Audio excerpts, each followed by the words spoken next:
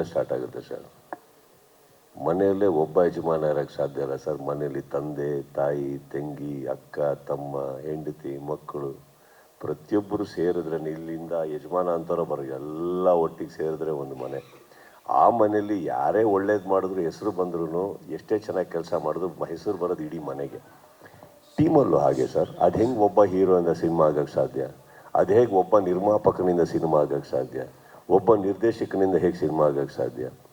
ಒಬ್ಬ ಸಹ ಕಲಾವಿದ ಇರ್ಬೋದು, ಇನ್ನೊಬ್ರು ಇರ್ಬೋದು. I think it's all and everybody getting a name is nice sir. There should be equities in the cinema. ಪ್ರತಿಯೊಬ್ಬರಿಗೂ ಹೆಸರು ಬರಬೇಕು, ಹೆಸರು ಬರೋ ಹಂಗೆ ಕೆಲಸ ಮಾಡಬೇಕು. ನಾನು ಹೇಳ್ತಾರೆ ಸುಮ್ಮನೆ ಕೂತು ನಮ್ಮ ಹೆಸರು ತೊಗೊಳ್ಳಿ ಅಂತ ಮಾತ್ರಕ್ಕೆ ಯಾರಿಗೂ ಹೆಸರು ಬರೋಲ್ಲ. ಆ ಥರ ಹೆಸರು. ಆ್ಯಂಡ್ ಈ ಟೀಮಲ್ಲಿ ನೋಡಿ, ಅಲ್ಲಿಂದ ಹಿಡಿದು ಇಲ್ಲಿವರೆಗೂ ಕೆಳಗಡೆ ಕೂತಿರೋರು ಎವ್ರಿಬಡಿ ಹ್ಯಾಸ್ ವರ್ಕ್ಡ್. ಆ್ಯಂಡ್ ಅವ್ರಿಗೆ ಅವ್ರದ್ದೇ ಆದಂಥ ಸ್ಪೇಸಸಲ್ಲಿ ವರ್ಕ್ ಮಾಡಿಬಿಟ್ಟು I think they are all getting there name. ಇವತ್ತು ನೀವು ಹೇಳಿದ ಶೇಖರ್ ಚಂದ್ರ ನನ್ನಿಂದ ಇಲ್ಲ ಸರ್. ಅವ್ರು ಆಲ್ರೆಡಿ ಶೇಖರ್ ಚಂದ್ರ ಆಗೋಗಿದ್ರು. ಶಿವು ಅವ್ರು ಯಾವಾಗಲಿಂದನೂ ಇದ್ದಾರೆ ಅಲ್ವೇ. ಪ್ರತಿಯೊಬ್ಬರು ಅವ್ರವ್ರ ಹೆಸರು ಮಾಡೋದು ಅವ್ರವ್ರ ಕೆಲಸದಿಂದ. But I think I am very happy. ಇವಾಗ ನಾವೆಲ್ಲ ಕೂತಿರ್ಬೇಕಾದ್ರೆ sir extraordinary camera work sir, ಅದು ನಮಗೆ ಖುಷಿ ಆಗುತ್ತೆ.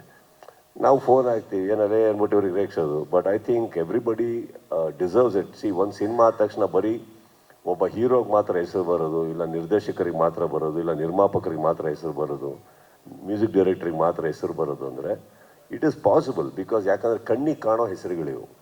ಬಟ್ ಇದ್ರ ಹಿಂದೆ ಎಷ್ಟೋ ಹೆಸರುಗಳಿದಾವಲ್ಲ. ಈಗ ಒಂದು ಸೀನಲ್ಲಿ ಒಬ್ಬ ಕಲಾವಿದ ಚೆನ್ನಾಗಿ ಕಾಣಿಸ್ಬೇಕು ಅಂದರೆ ಆನ್ ಸ್ಕ್ರೀನಲ್ಲೇ ಎಷ್ಟೋ ಸಹ ಕಲಾವಿದರು ಇರ್ತಾರೆ. ಅವರಿಲ್ಲದೆ ಆ ಸೀನೇ ಇರಲ್ಲ. Everybody should get a name. That's how it should be.